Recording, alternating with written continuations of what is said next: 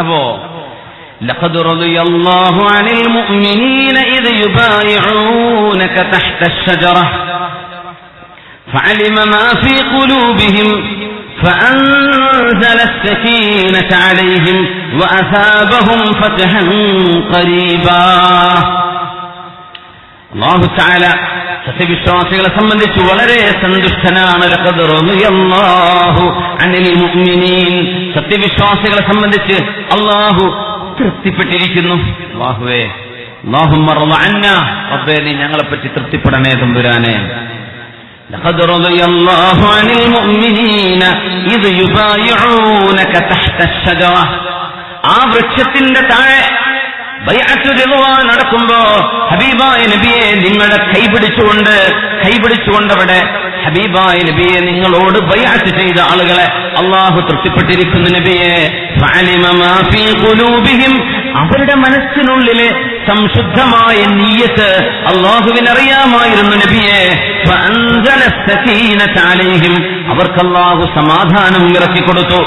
വഅസാബഹും ഫതഹൻ ഖരീബാ, അവർക്ക് വളരെ പെട്ടെന്ന് തന്നെ സുനിശ്ചിതമായ വിജയം അല്ലാഹു സമ്മാനിക്കുകയും ചെയ്തു. അവരാണ് സത്യവിശ്വാസികൾ.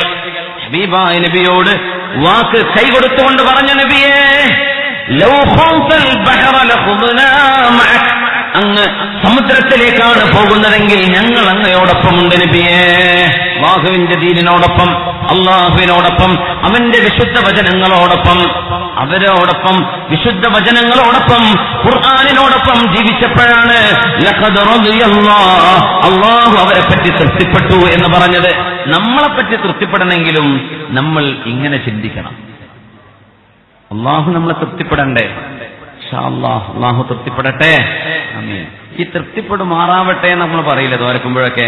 നമ്മൾ അത്തിപ്പറ്റ ഉസ്താദിന് അത് ഇഷ്ടമല്ല. ഉസ്താദ് പുറത്തു കൊടുക്കും മാറാവട്ടെ എന്നൊക്കെ പറയുമ്പോൾ പുറത്തു കൊടുക്കട്ടെ എന്ന് പറഞ്ഞാൽ പോരെ, എന്തിനാ മാറാവട്ടെ? ഈ മാറ് എതിരാവുക എന്നുള്ളൊരു പഴയ പ്രയോഗം ഉണ്ടല്ലോ, അതിന് മാറായിട്ട് എതിരായിട്ട്. ഉസ്താദ് അങ്ങനെയാണ് പറയല്. ഗ്രാമറിൽ കുഴപ്പമുണ്ടെന്ന് തോന്നുന്നില്ല. ഉസ്താദിന് ഇഷ്ടമില്ല, എന്നാ പിന്നെ തഅദ്ദുബൻ, ഒരു അദബ് മാനിച്ചിട്ട് നമ്മളത് പറയണ്ട. അള്ളാഹു പുറത്തു തരട്ടെ, അങ്ങനെ പുറത്തു തരും മാറാവട്ടെ എന്ന് പറയണ്ട. ഒരു സ്വാലിഹായ ആബിദായ നല്ലൊരു ആലിമായ അള്ളാഹുവിന്റെ വലിയ മുത്തീആയ ഒരു വലിയ മഹാനല്ലേ.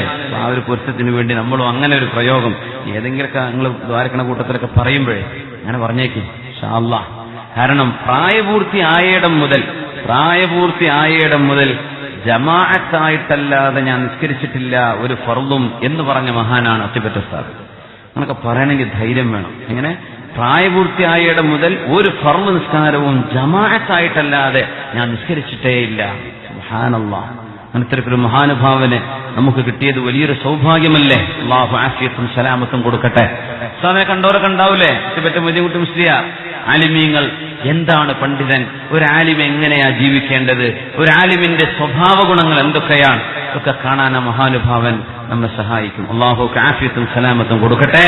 ആമീൻ. ലഖദ് റളിയല്ലാഹു, അല്ലാഹു തൃപ്തിപ്പെട്ടിരിക്കുന്നു. അല്ലാഹു നമ്മയൊക്കെ തൃപ്തിപ്പെടട്ടെ. അനിൽ മുഅ്മിനീന ഇദ് യുബായിഊനക തഹ്ത അശ്ശജറ, അല്ലാഹുവിന്റെ റസൂലിന്റെ കൂടെ നിന്ന സഹാബിമാർ, ഹബീബിന് വേണ്ടി ജീവത്യാഗം ചെയ്യാൻ തയ്യാറായ ആളുകൾ, അവരിൽ അത്രയും ഗുണങ്ങൾ ഉണ്ടാവാൻ കാരണം പറഞ്ഞത് ശുദ്ധമായ ഖുർആനിന്റെ കൂടെ അവർ നിന്നു. ശുദ്ധ ഖുർആൻ ഇങ്ങനെ ഓതുമ്പോ അത് എന്നോടാണോ അല്ലാഹു പറയുന്നത്? ഒരു വഅദ് കേൾക്കുമ്പോ എന്നെയാണോ അല്ലാഹു ഉദ്ദേശിക്കുന്നത്? ഇങ്ങനെ ചിന്തിക്കുന്നൊരവസ്ഥ വേണമെന്നാണ്. റസൂലുള്ളാഹി സ്വല്ലല്ലാഹു അലൈഹി വസല്ലം തങ്ങളുടെ മുമ്പിലേക്ക് ഒരു ചെറുപ്പക്കാരൻ വരുന്നു. മഹാനായ സാബിത്ത് ഇബ്നു ഖൈസ് റളിയല്ലാഹു അൻഹു, സാബിത്ത് ഇബ്നു ഖൈസ് ഇബ്നു ശമ്മാസ് റളിയല്ലാഹു അൻഹു ചെറുപ്പക്കാരനാണ്. വന്നിട്ട് മഹാനായ സാബിത്ത് റളിയല്ലാഹു തആല അൻഹു നബിയുടെ മുമ്പിൽ ഇങ്ങനെ വറക്കാൻ തുടങ്ങുന്നു. നബി തങ്ങൾ ചോദിക്കുന്നു, മാ ബിക യാ സാബിത്തു, സാബിത്തേ എന്തു പറ്റി? എന്തിനാണ് ഈ വിറക്കണത്? അഖ്ശാ അൻ നകൂന ഹലക്തു യാ റസൂലല്ലാഹ്, നബിയേ ഞാൻ നശിച്ചു പോയോ എന്ന് ഞാൻ പേടിക്കുന്നു നബിയേ. നമ്മളെ പിന്നെ അഖ്ശാ ഞാൻ പേടിക്കുന്നു, അന്നകൂന ഹലക്തു യാ റസൂലല്ലാഹ്, നബിയേ ഞാൻ നശിച്ചുപോയോ നബിയെ, എനിക്ക് നഷ്ടം പറ്റിയോ എന്ന് ഞാൻ പേടിക്കുന്നു നബിയെ എന്ന് മഹാനായ സാബിത്ത് റളിയല്ലാഹു അൻഹു തങ്ങൾ ചോദിച്ചു, എന്തിനാണ് ഈ പേടി? വലിമ, എന്തിനായി പേടിക്കുന്നത്? പറഞ്ഞു, നബിയെ ലഖദ് നഹാന അല്ലാഹു അൻ നുഹിബ്ബ അൻ നുഹ്മദ ബിമാ ലം നഫ്അൽ. നമ്മൾ ചെയ്യാത്തത് ചെയ്തു എന്ന് പറഞ്ഞിങ്ങനെ പ്രശംസ കേൾക്കുമ്പോഴേ വല്ലാത്തൊരു രസം മനസ്സിന് കിട്ടൂലേ. എങ്ങനെ ഈ പള്ളിക്ക് വേണ്ടി സഹായിച്ച ആളാണ് നമ്മുടെ ഇന്നാലിന്ന ആജി എന്ന് പറഞ്ഞ ഒരു സുബൈർ ആജി, ഒരു എന്തെങ്കിലുമൊക്കെ ഒരു പേര് പറയാം, ഒരു അബ്ദുല്ലാജി, ഏതോ ഒരു അബ്ദുല്ലാജി. അബ്ദുല്ലാജി 5 പൈസ കൊടുത്തിട്ടില്ല എന്ന് മൂപ്പർക്ക് പറയാം, കമ്മിറ്റിക്കാർക്ക് പറയാം. പക്ഷെ മൂപ്പരൊന്ന് പൊങ്ങിക്കോട്ടെ എന്ന് വിചാരിച്ചിട്ട് എന്ത് ചെയ്യുക, ലിസ്റ്റ് വായിച്ച കൂട്ടത്തിലെ അബ്ദുല്ലാജിക്ക് നമ്മൾ വളരെ ഉദാരമായി സഹായിച്ച ആളാണ് എന്ന് പറഞ്ഞു. ഇവിടെയുള്ള അബ്ദുല്ലാജി നിങ്ങൾ ആരും നിങ്ങൾക്ക് ആരും പേരറിയണില്ല, അതുകൊണ്ട് വെറുതെ പറഞ്ഞ അതൊരു പേരിട്ടോ. അബ്ദുല്ലാജി ഞാൻ ഗുൽമാൻ ഉണ്ടാവോ? അങ്ങനെ ആരെ പറ്റി അതൊരു മിസാലാണ്, ഉദാഹരണമാണ്. അപ്പൊ അതങ്ങനെ കേൾക്കുമ്പോ വല്ലാത്ത റാഹത്ത്. ഞാൻ കൊടുത്തിട്ടൊന്നുമില്ല, എനിക്കറിയാം, പക്ഷെ ആൾക്കാരൊക്കെ ഒന്ന് വിചാരിച്ചോട്ടെ ഞാൻ കൊടുത്തേക്കണേ. അങ്ങനെ വിചാരിക്കുന്നവർക്ക് അള്ളാന്റെ അടുത്ത് ശിക്ഷ ഉണ്ടാകും എന്ന് വിശുദ്ധ ഖുർആനിലുണ്ട്. وَيُحِبُّونَ أَن يُحْمَدُوا بِمَا لَمْ يَفْعَلُوا فَلَا تَحْسَبَنَّهُمْ بِمَفَازَةٍ مِّنَ الْعَذَابِ. നമ്മൾ ചെയ്യാത്ത കാര്യങ്ങൾ ചെയ്തു എന്ന് പറഞ്ഞു കേൾക്കുമ്പോൾ ഉണ്ടാകുന്ന ഒരു സന്തോഷം, അങ്ങനെ സന്തോഷപ്പെടുന്ന ആളുകൾക്ക് അതിശക്തമായ ശിക്ഷയുണ്ട് എന്ന് വിശുദ്ധ ഖുർആൻ പറയുന്നുണ്ടല്ലോ നബിയെ. എനിക്കാണെങ്കിലോ എന്നെ പുകഴ്ത്തി പറയുന്നതോ എന്നെ ഒന്ന് നന്നാക്കി പറയുന്നതോ വല്ലാത്ത ഇഷ്ടവുമാണല്ലോ നബിയെ. അതുകൊണ്ട് ഞാനൊക്കെ നശിച്ചുപോയോ എന്ന് പേടിക്കുകയാണെന്ന് സാബിത്ത് ബിൻ ഖൈസ് റളിയല്ലാഹു അൻഹു ആയത്തിങ്ങനെ ഓതുമ്പോൾ അങ്ങനെ പേടിക്കാൻ, റബ്ബേ എന്നെ പറ്റിയാണോ?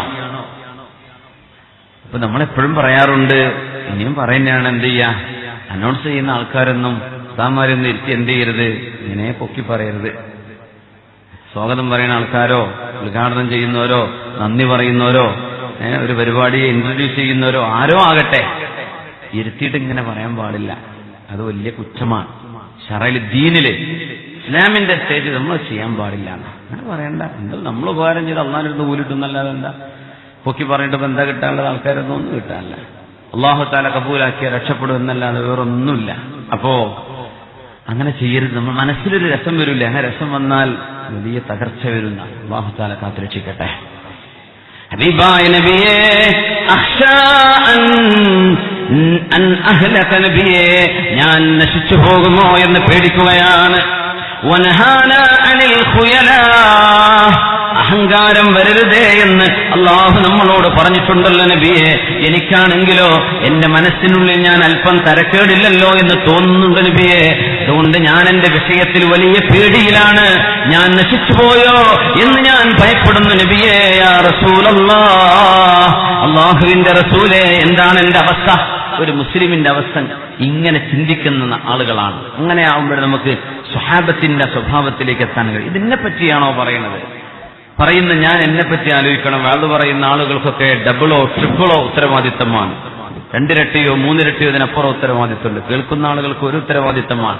കേട്ടത് ജീവിതത്തിലേക്ക് പകർത്തുക. പറയുന്നവരും ചെയ്യണം, അവർ പറഞ്ഞു കൊടുക്കുകയും ചെയ്യാം. വലിയ ഉത്തരവാദിത്തത്തിന്റെ ആളുകളാണ്. അപ്പൊ തീർച്ചയായും അല്ലാഹു തആല അവന്റെ കിതാബ് അനുസരിച്ച് സുന്നത്തനുസരിച്ച് ഹബീബ് ഇഷ്ടപ്പെടുന്ന ജീവിതം കൊണ്ടു നടക്കാൻ അല്ലാഹു തൗഫീഖ് നൽകട്ടെ.